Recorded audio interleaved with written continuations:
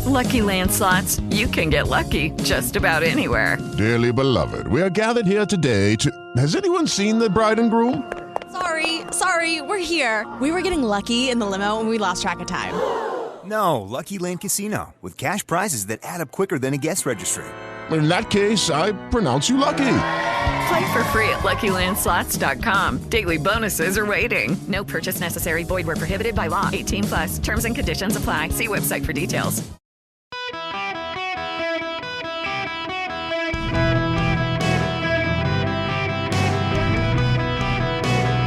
Welcome to the Eric Erickson Show Podcast, Hour 2.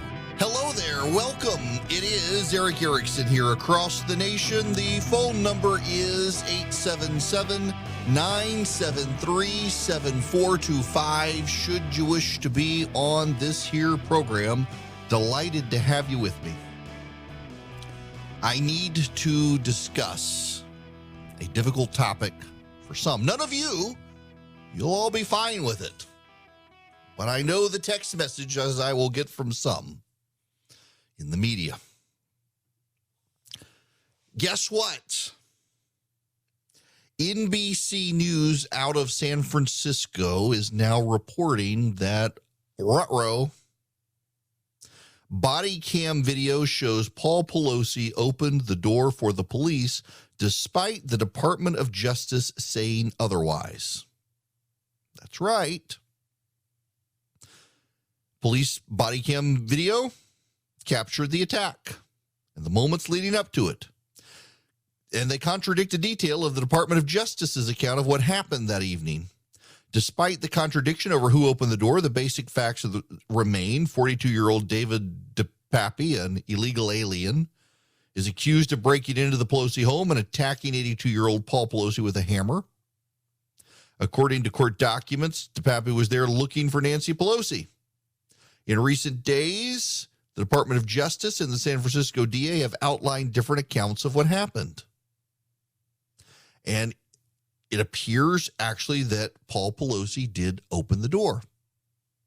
You know, an NBC News reporter on the Today Show got suspended for his report that essentially confirmed details that are now we know to be true. And all this came out after the election. Hey, you know what else has come out now? Listen to this. This came out after the election. Investigators see ego, not money, as Trump's motive on his classified documents. That's right. They don't believe that Trump was trying to sell the documents at Mar-a-Lago to the Russians, as some on the left speculated, that it was just his ego to hold on to materials as trophies or mementos. And by the way, it turns out there was not much there, though classified. There were no things like nuclear codes and people and things like that people speculated on. The documents, though they were classified, they just weren't massively damaging things. One described Iran's missile program. Others included sensitive intelligence work aimed at China, which they didn't want to fall into the wrong hands. But they didn't have, for example, the nuclear codes or methods and sources of intelligence information like some had speculated that could be up for sale. All of that has come out now after the election.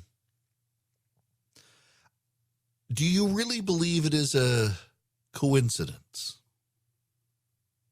And you know the common thread here. It's not actually the media. The common thread here is the Department of Justice. Prior to the election, the Justice Department assured us that Paul Pelosi was attacked and had not opened the door to his home, and a reporter for NBC was suspended for saying that he was, in contradiction to what the Department of Justice had said. Prior to the election, the Department of Justice speculated that Donald Trump was up to nefarious ends and means with these documents in his home, and they could be highly classified things like the nuclear codes and sources and methods of human intelligence up for sale or some such. The Department of Justice is the common thread on all of these things. They played it for political reasons, and the media bought it hook, line, and sinker. And you will notice now, after the election, it's safe to tell the truth, and the media is not pointing out they were misled by the Department of Justice in the run-up to the election for partisan purposes. This very much goes back to the Twitter story. The National Press Corps is upset that the hoi polloi can get blue checks. They're upset that they can't get Twitter to censor you. They are upset that they can't get Twitter to punish you or silence you for calling boys boys, even though the boys define themselves as girls. They are upset that you can tell a contrary story to the media.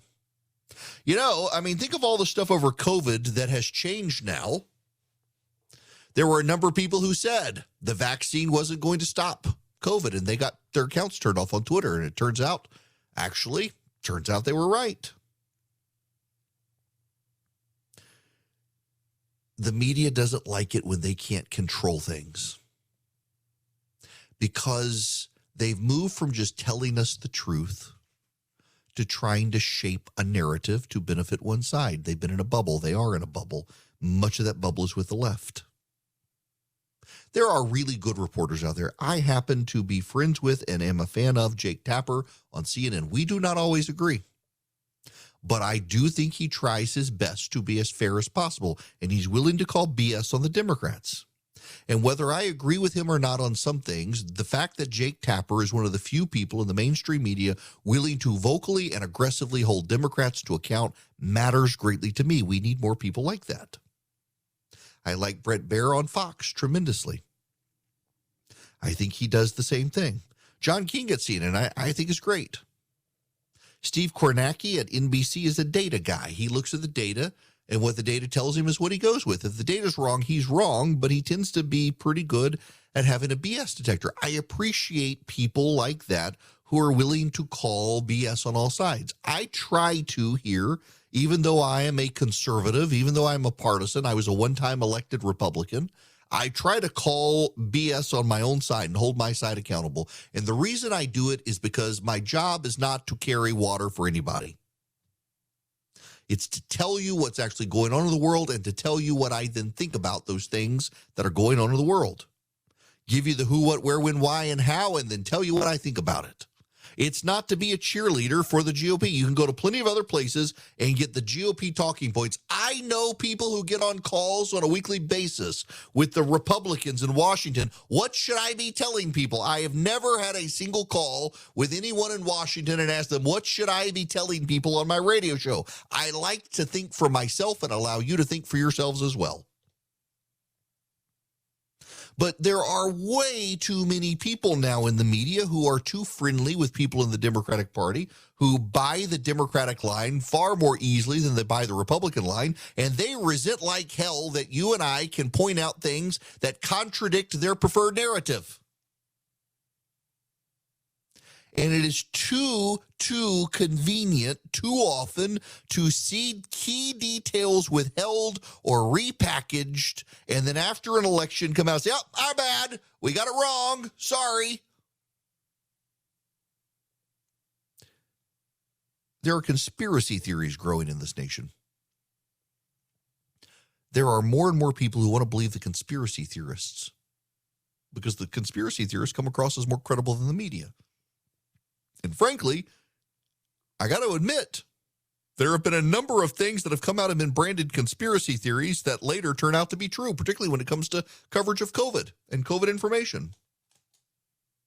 I'm disappointed in my own side for sometimes gravitating too quickly to things like, for example, the current conspiracy theory is that the American government paid money to Ukraine, who then ran it through FTX to give campaign donations to the Democrats to keep the money flowing.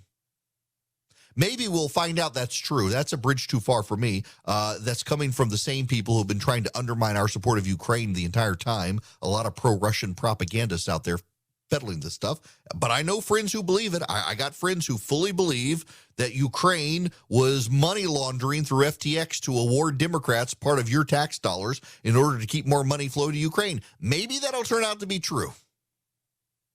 See, this is part of the problem here, is that doesn't sound right to me. It sounds like a fever dream of pro-Russia people on Twitter that's been bought by about a lot of people on the right who don't like the war, in large part because it's Biden's war, not Trump's war. If Trump was doing it, they'd be fine with it. The problem here is, how do I know? Because in 6 months, when it no longer hurts the Democrats, the media can now come out and say, actually, it turns out that's what was going on. It's happened a lot. You can't deny it's been happening a lot. Today's conspiracy is tomorrow's encyclopedia fact. As I toss my pin in the air. And that's part of the problem we have in this country right now, is where do you go for the truth? I don't always get it right, and I try to correct myself when I get it wrong. Sometimes I get yelled at because I've gotten it right and other people think I've got it wrong, or they think I should have just added this one key detail. But I try to get the facts right because it's important that you be able to think for yourself instead of me thinking for you. And part of that is just an unwillingness to carry water for a political side. I've got an ideology. I'm a conservative. There are a lot of people out there who, for some reason, don't think I'm a conservative just because I'm not a big Trump fan. My conservatism really hasn't changed. There are some people who brand themselves conservative today, and they want big government and big government intervention, and I never have. It's one reason I like, for example, Americans for Prosperity. They haven't gone wobbly when other conservative groups have. Got a neighbor who tells me I'm a moderate, that he's the conservative, and the only differentiation is he's the big Trump guy. Thinks the election was stolen. I'm not going to change, and I'm not going to carry water. And the part of the problem is that so much of the media seems like that's what they're willing to do these days. They've decided they want to pick winners and losers. They've decided they have a team that they're rooting for. So I appreciate reporters, again, like Jake Tapper, like John King at CNN, or Brett Baer, or Steve Kornacki. They're just telling us what the news is, telling us what the data is. I may disagree with them. I certainly think some reporters out there I think very highly of definitely do like one side than the other, but they're aware of their biases and they try to have an even keel, and I don't think they always get it right. But I'm willing to praise them and say, it's nice to see someone who will call out the other side instead of just taking it all to the Republicans. Try to be an equal opportunity offender. I think you got to be willing to call out your own side. If you're not willing to call out your own side eventually not only takes advantage of you, but thinks your own side can take advantage of everybody else. And at some point, the voters hold them accountable. Back in 2006, I was trying to tell Republicans they'd gotten kind of corrupt. There were a number of them who were being carted off to jail. And I started saying, President Bush at the time, you should really come out on the campaign trail forcefully against some of these guys. You should say, better to have an honest Democrat than a corrupt Republican. Of course, nobody wanted to listen to me. And you know what the voters did? They cleaned up the Republicans by putting them out to pasture and putting Nancy Pelosi in the speaker's chair for the first time. You got to be able to call out your own side. Unfortunately, too many members of the American press have picked a team. They've picked a side, and it's not my side, it's the left. And so they tell us these stories, and they buy hook, line, and sinker a Department of Justice narrative they would have never bought. If the DOJ were Republican, they would have never bought it. But because it was a Democrat, they were willing to buy it. And now after the election is over, they're like, it's time to tell you the truth, guys. The details we missed out on. Turns out all those things in Mar-a-Lago weren't that big a deal, and Trump wasn't trying to sell it like people were speculating about. It was just his ego. Oh, and Paul Pelosi opened the door. Now we can tell you, since the election's over, this is why so many people are believing the conspiracy theorists and not believing the mainstream media. I want to tell you guys a little about a group I've been working with, Americans for Prosperity. Maybe you've heard of them. They're the largest grassroots network in the country, fighting to expand freedom and opportunity so that we can unleash prosperity in America again. Here's what I like about Americans for Prosperity. They focus on building movements at the community level, not Washington, D.C. That's actually how I first came to know them, in Georgia, helping rise up the Tea Party movement in 2010. They understand we're not going to find solutions in Washington. We got to take power out of Washington. That's going to have to come from Americans like you outside the Beltway bubble. That's why I'm excited to partner with Americans for Prosperity to provide an effective platform where we can talk to our fellow Americans and advocate for solutions to the most critical challenges facing the country. I encourage you to learn more about Americans for Prosperity by going to americansforprosperity.org/Eric. Hi there. It is Eric Erickson here. The phone number is 877-973-7425. It's an open line Friday. I will take your calls. Be patient with me, though, please. We got folks on the line. I want to talk to all of you. I got to do an ad here in just a minute, and I actually want to talk about something real quick. If you were listening to me on, when was it? Tuesday. Yeah, it was Tuesday. I was trying to, and she knows, so it doesn't matter. I mean, she didn't listen to the show anyway, but my 17-year-old is a Taylor Swift fan. She has been a Taylor Swift fan since she was little, and Taylor Swift was singing country. She loves Taylor Swift, and I grew up, never went to a concert unless you like count the opera or a Vienna Boys Choir growing up in Dubai. My very first music concert that you would consider a concert was taking my daughter to her first Taylor Swift concert. I've since taken her to another one and to an Adele concert, and then some dude at the Roxy. I've been trying to go see Judah and the Lion twice. They've come through Atlanta. I really love that band and have not been able to, and wanted to go see Pearl Jam, and that one fell through, but I'll move heaven and earth to take my kid to a concert, and she wanted Taylor Swift tickets for Christmas. So I sat online for 8+ hours on Tuesday, and Ticketmaster, it was a disaster. I was able to get 2 tickets. Many people couldn't.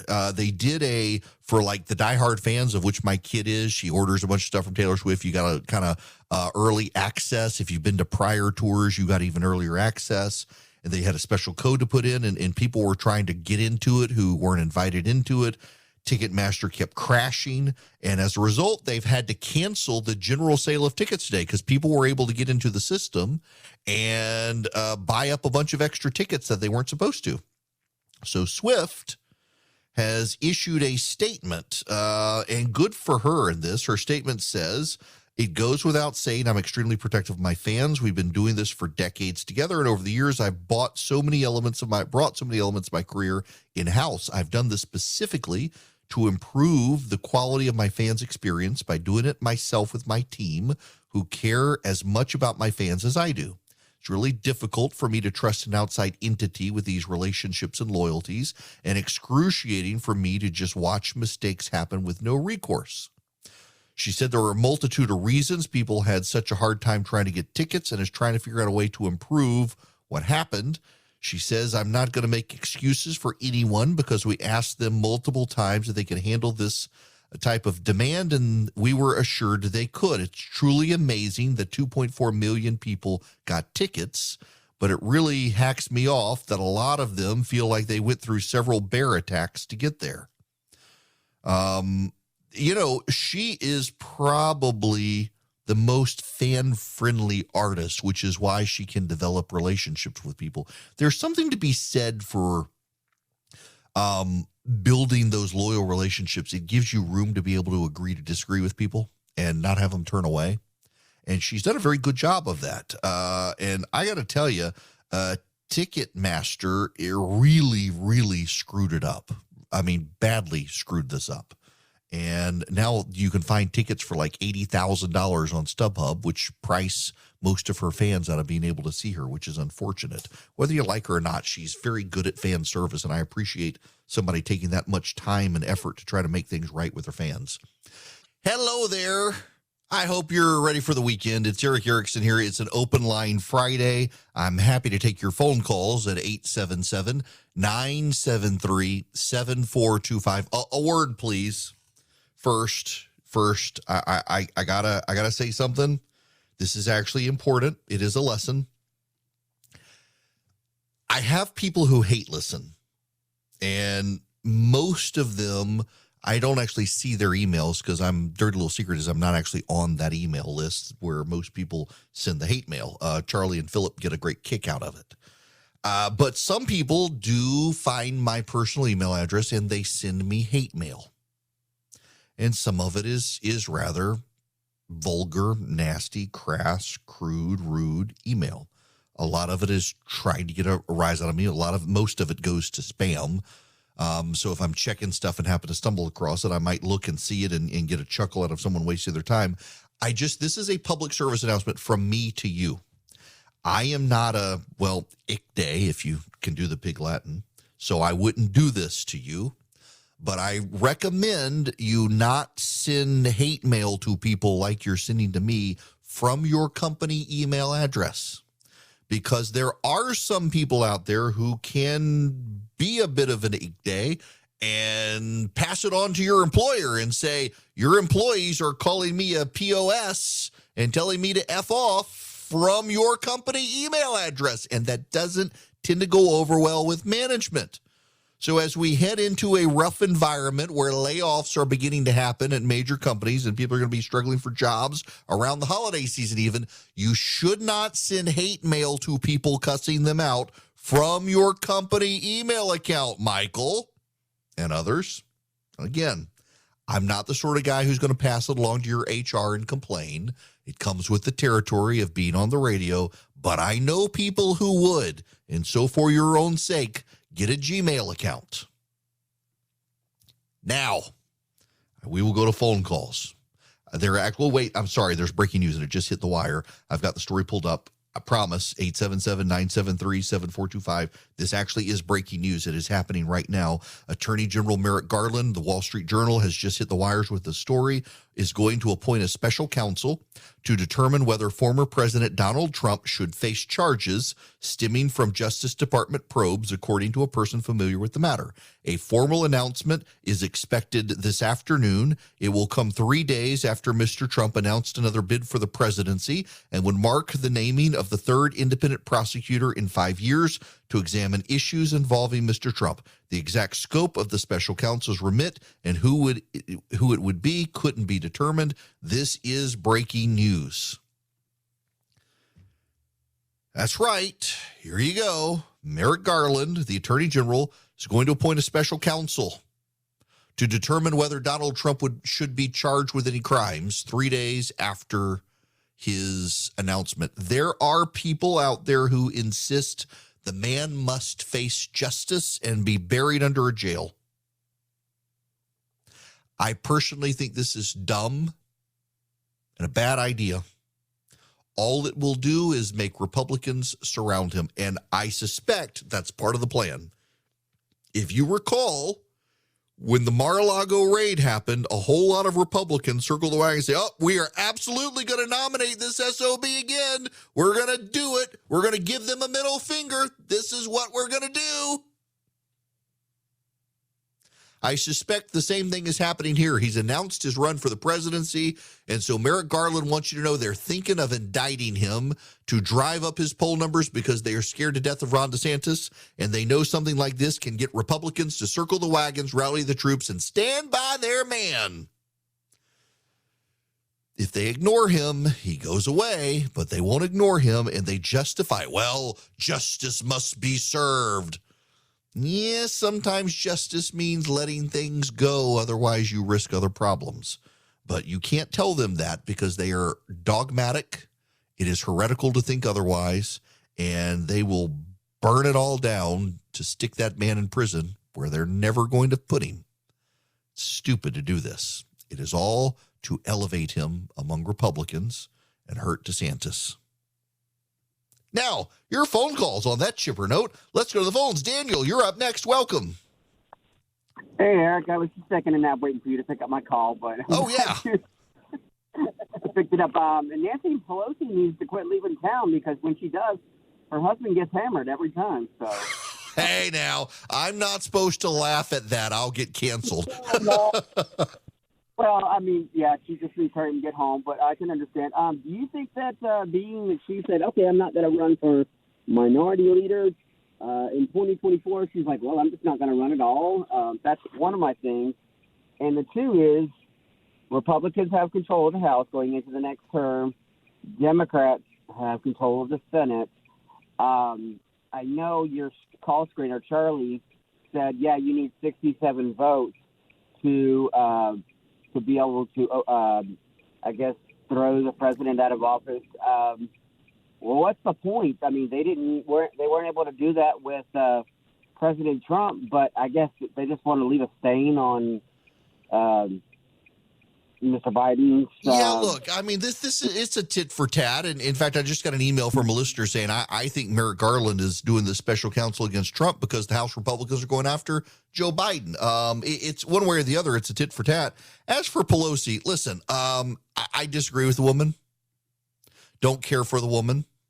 I think the media swooning over her is ridiculous. Listen to this montage. This is like watching, a great performer on the stage or a great athlete making a big decision about the next chapter. She is a beacon of democracy, not only here in our country, but around the world. It's so interesting to me that she voluntarily gave up power, leave it to a woman to do that. What has made Nancy Pelosi truly great and her tenure so consequential is what she's accomplished. There's just a body of work, a substantive agenda that she either delivered or she blocked. That speech today by Nancy Pelosi was so incredible. And I love that quote that you love, that I love, about you have to be able to take a punch, you have to be able to give a punch, but it's for the children. Let's not discount just the amazing tenacity and awesomeness. Good Lord. I mean, no Republican would ever get this level of flattering coverage. Never, ever would a Republican do it unless it was to betray the Republicans, like Liz Cheney. There's no other way. 877-973-7425 is the number. Susan, you're up next. Welcome. Hey, thanks for taking my call. One quick comment before I ask you my question. I think Garland is also being he's stooping to real pettiness in that, Trump basically kept him off the Supremes. And I think that he's going to hold a grudge about that forever. Oh, absolutely. But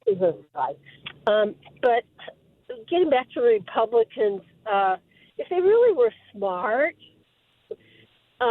what they would do is, if they wanted to, they really need to look at China, because that's our enemy that's bigger than the Bidens. And if they looked at, say, China and what China is doing in terms of ports around the world, and also a biggie that people tend to not remember is they're buying up the mineral rights to rare minerals that are very valuable.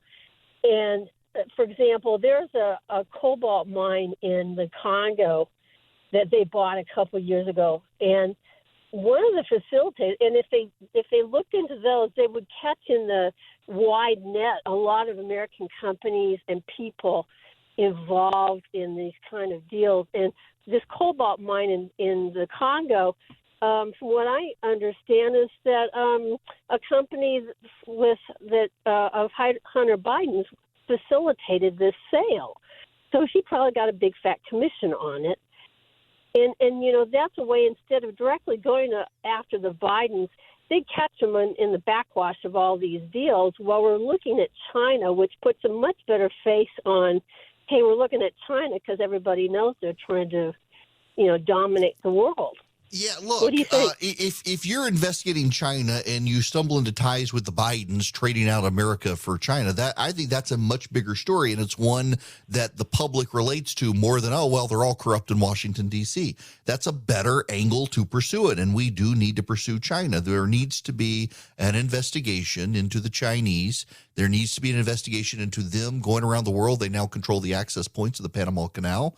They now control the vast array of mining facilities in the world for rare earth minerals needed for electronics. They control most of the world's production of antibiotics. There's got to be an investigation. There is breaking news happening at this moment. Democratic Adam Frisch has just announced he has called Congresswoman Lauren Boebert of Colorado and conceded in the Colorado 3rd Congressional District. She leads by 551 votes after all votes were counted. She had a 1,200 some odd vote array. They found enough votes for him in one area of the district that it brought her down to 551 votes. But though there will be an automatic recount now because of the margin, Adam Frisch says he does believe that she has won. He has no intention of bitterly clinging to the claims that he won and has conceded to Lauren Boebert. Good for him. Good for him and good for Congresswoman Boebert. I got to tell you, I actually like Lauren Boebert a lot. I know you're not supposed to say this. It's kind of weird to me, the things you're not supposed to say. I kind of take the view that most things should be said if I believe them to be true. There are things I know you can't say, the crazy conspiracy theories and stuff. But sometimes you say you like someone and it just makes people mad. Like when I tell conservatives I'm a friend with Donna Brazile, they're like, oh, I can't trust you anymore. Got to change the channel. I've known her for years since I was at CNN. She's become a dear friend, even if we disagree on politics. I like Lauren Boebert a ton, the Congresswoman from Colorado. And I have friends of mine who have Trump derangement syndrome. They're like, I can't believe you like this woman. How disgusting. Actually, I think the world of her. I think she says what she believes. I don't think she is doing it just for performance like some of her colleagues in the House. I think she believes it. She has values and convictions. And perhaps after a very close race like this, she will say she needs to engage in those convictions in different ways from what she did and focus on constituent service and really grow the trust of the people in her district. But I like her tremendously. She has been on the show. She's a friend of the show. Her staff listen to the program. And I think that she is a kind-hearted soul who means very well. She provokes liberals. Sometimes she goes out of her way to troll them in very funny ways. And there are a lot of people who think that's just a terrible thing to do. And to some degree, I think there were people in her district who thought, if you'd just be our congresswoman, we'd vote for you. But this trying to own the left stuff doesn't work for us. Maybe she'll rethink that. But I just think she's a good, kind-hearted soul, a reliable vote for conservatives, and she actually wants to put points on the board for my side. And every time I have talked to her on the program and off the program, I just enjoy my visit with her. She's got a great sense of humor as well. I am delighted that she has won, even if by 551 votes, a win is a win. And Lauren Boebert has won in Colorado. The left will now cry. You know, I mentioned AFP earlier, putting points on the board for people. It's one of the reasons I like them. You know, they helped conservatives during the Tea Party movement. They were really teaching conservatives how to do Tea Party rallies, so much so that there are people on the left who to this day believe that the organic Tea Party movement was a Charles Koch, David and Charles Koch, Kochtopus funded operation that wasn't really grassroots, even though it was. They just wanted to help the grassroots get better at what they were doing. And I kind of fell in love with the organization then. So now I'm kind of delighted to be on their advisory panel and a fellow for AFP and to have them advertising on the program. What they do is they take conservative activists and make them better. You want to learn how to do good door knocking, how to target votes, how to count votes, how to make persuasive cases to local governments, to your county officials or your state government to push them in a conservative direction. They're just fantastic. They do such a good job, and they have chapters near you. Instead of being a think tank in Washington that just passes around white papers, they're a do tank. They go into local communities and help you do the work conservative activists need to do to put points on the board. You can be a member if you go to americansforprosperity.org/Eric, americansforprosperity.org/AFP or /Eric, ERICK. That lets them know you're coming through from me. I get credit for it, but they want to grow their relationship with the conservative grassroots. If you believe in free markets and free people and you want to be a better, more effective conservative activist, there's no better place to go today than americansforprosperity.org/Eric. Hi there. Welcome, America. It is the Eric Erickson Show across the nation, brought to you by First Liberty Building and Loan. The phone number is 877-973-7425. And if you want to go to First Liberty, their website, firstlibertyga.com, they can help you wherever you are, but they fund businesses, not individuals. If you are a business that's growing, buying or building a building or growing a franchise, reach out to them, firstlibertyga.com. All right, I'm going to go to a caller, Bob. And Bob, before I come to you, I need to read to you what my former call screener, put up here.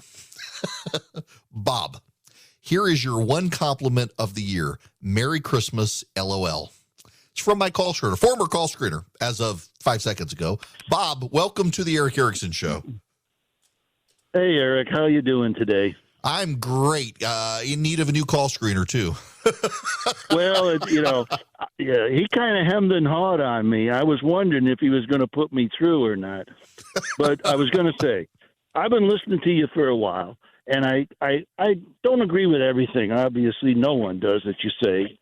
But I find that you are very honest. You present information and try to, in a unbiased manner, of the subject you're discussing, and you support it with facts and documentation. And when you're wrong about something, you admit it and you correct it. Hey, listen, I'm not perfect, and there are some times that I'm wrong about stuff and don't realize it, and somebody's got to call me out on it, and I'll correct it. But look, I appreciate it. I actually do, Bob. I try not to BS with people and just tell them what they want to hear. And it's one of my frustrations with a lot of conservative media right now, in all honesty, that people just want to be told what they want to hear, whether it's true or not. And it gets amplified until you believe it's true, and you can get misled. So thank you very much. I appreciate it. And I hope you have a great Thanksgiving. Let me give you my theory of the case here, so to speak. You've heard theory of the election. Let me give you my theory here. A lot of the major companies out there right now that run radio think it's dying.